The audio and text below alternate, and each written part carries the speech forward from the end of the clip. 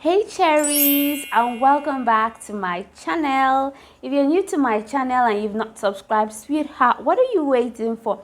Subscribe down below, give this video a thumbs up, and comment also, because I would really want to communicate with you guys. So on today's video, today's topic is the top 5 ingredients to fade hyperpigmentations and dark spots. So if you're interested in this type of content, if you want to know ways on how to improve your skin, you want to know the type of skincare products to use, you want to see reviews before you go purchasing skincare products, and you want to know more on mind and beauty, because as time goes on, I'm going to be talking about the mind and everything beauty.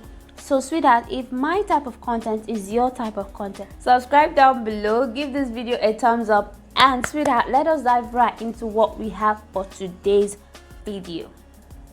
You're going through melasma, hyperpigmentation, or in one way or the other you have a sensitivity, your skin is overly sensitive to the sun, and that in return has given you hyperpigmentation, or you're on hormonal birth controls that in return has damaged your skin, because hyperpigmentation and dark spots, pimples, all these things are hormone related. Your hormones are not in check, a whole lot is going to happen to your skin. So my number one ingredient you should look out for when it comes to, or you should even purchase, is vitamin C. And vitamin C is an antioxidant because it protects skin cells from damaging, especially by free radicals caused by UV sunlight exposure. UV is an enemy when it comes to people of color. One of the natural things that causes aging is sun exposure. Too much sun exposure equals to more melanin production. The sun is going to signal the melanocytes to produce more. It's going to irritate or inflame your skin, and by doing so, it is going to cause trigger your melanocytes to produce more. So when it comes to vitamin C, vitamin C helps in lightening your hyperpigmentation and regenerating and repairing your skin cells that may be provoked to age fast. So vitamin C is a good anti-aging supplement, is a good anti-aging serum, and it's also good to be found in skincare products. So make sure you're using a good vitamin C serum. Towards the end of this video, I'm going to talk about some serums or some brands that you can find in the market or in the mall, or you can order on the internet, that would help you if you're going through hyperpigmentation and sun damage. So my second ingredient is hydroquinone. Hydroquinone scares people. Hydroquinone really scares people. Why? Because there's this myth or this thing about hydroquinone being very bad. The only thing there is that the side effects of hydroquinone is good. When you're on any product that contains hydroquinone, it makes your skin flawless, it makes your skin really beautiful. But the number one side effect it has is that it is going to give you a rebound of hyperpigmentation. It's not something you have to use for a long time. It's something you have to use and something you have to stop. So it's not a continuous medication. These things are actually medications. You're treating something. It's not something you have to keep treating. You have to use and stop. You have to rotate it. Hydroquinone is really good when it comes to lightening your skin and improving your dark spots. It evens it out, it lightens it. But the thing is, once you stop and once you're not on sunscreens and once you're not trying to protect your skin, the rebound is worse than what you were trying to get off. So that is one of the disadvantages of hydroquinone. But otherwise, it's good. It's my number two, and it's a go-to for lightening hyperpigmentation and for clearing dark spots. It works faster and it's good, but you have to try not to be on it for a long time. And you have to also use sunscreen. And if you stop, make sure you're on sunscreen, especially if you're in a hot climatic region, so that you will not have side effects that are worse than what you were trying to get off. That is the only problem with hydroquinone. The rebound is bad, especially when you're not protecting your skin from the sun. But aside from that, it works perfectly for hyperpigmentation. And that is that scary part of hydroquinone that people get to run away from and are afraid of. So I hope I just clarified that a little bit. Hydroquinone decreases the formation of melanin. Melanin, which is the pigment that gives the skin its brown color or dark color. This melanin actually helps the skin. You know, when you injure yourself, when it's healing, melanin comes up.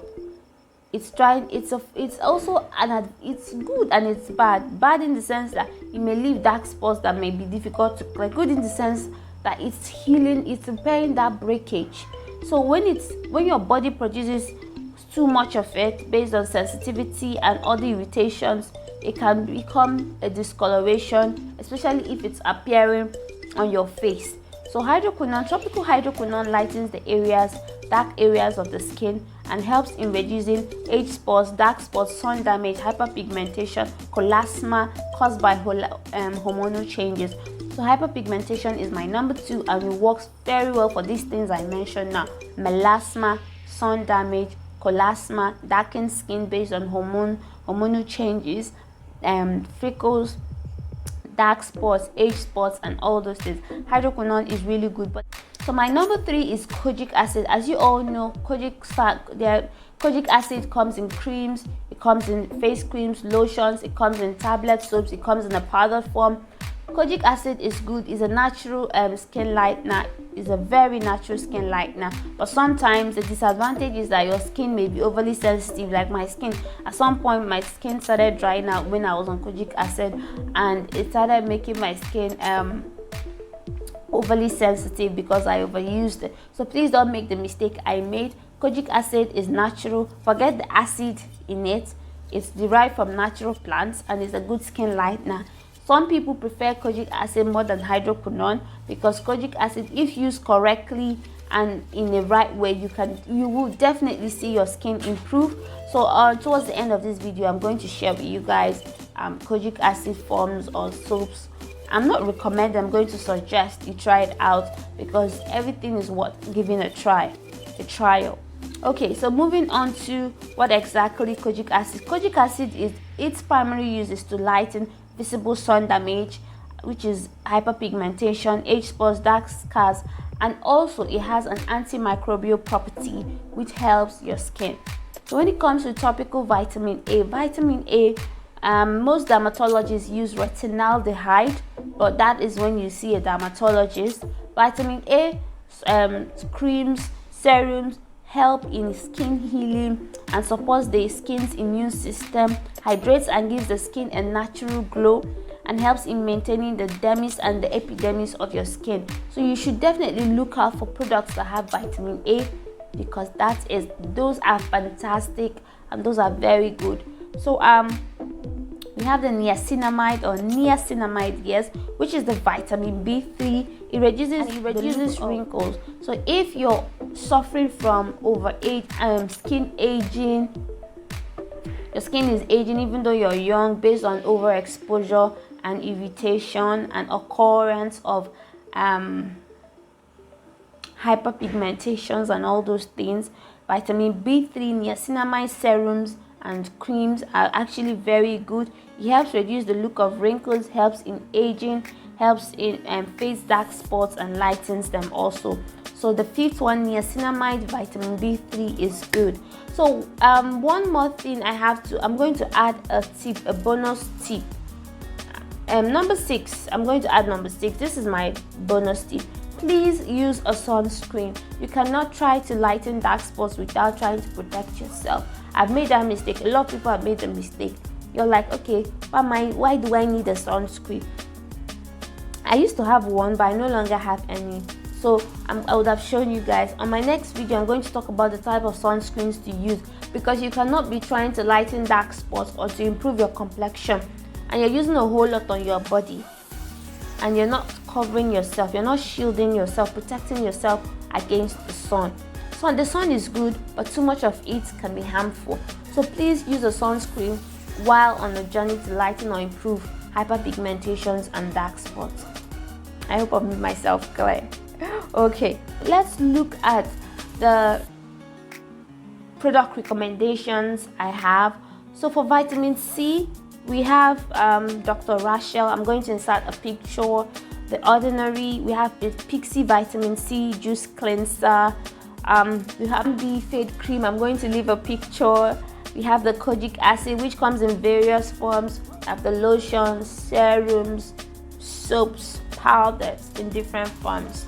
So I definitely suggest you opt in for the lotions and soaps too, because those are most effective. I don't know about the powdered form because I personally have not used it, and I don't know anybody that's used that, but you can definitely make your own, do your own research and get to find out what works for your skin. Okay.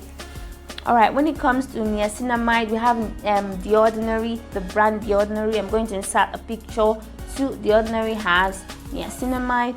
And when it comes to vitamin A, The Ordinary too has vitamin A, and there are many other good brands out there, so definitely do your research. But these are the ones I recommend, or let me use the word perfectly, I suggest you try out. So these are my top 5 ingredients. I mentioned all, I think I mentioned all, and then I gave a bonus, and I get a bonus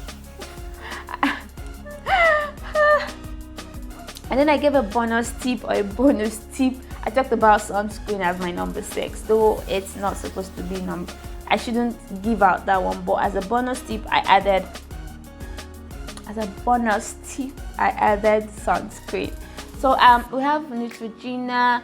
Neutrogena has like either 50 sunscreens, but I would definitely suggest you use the mineral sunscreen and avoid fragrance sunscreens that contain fragrance and that contain oxybenzone in them, because oxybenzone makes it a chemical sunscreen. So you should not use a chemical sunscreen. You should definitely try using a mineral sunscreen, I suggest. But depending on your skin type, depending on what works for your skin, personally I would definitely opt in for a mineral sunscreen. So without much ado, let me say thank you guys so much for subscribing. I hope this video helped somebody. I hope I tried to make it, simplified in one way or the other. And if there's something you never understood or you did not understand, please comment down below and let me know so I can get back to you and we can talk about it. Okay, don't forget to like this video because it does something for the YouTube algorithm. It helps push this video so that people can see it faster. I'll see you guys on my next video. Bye bye.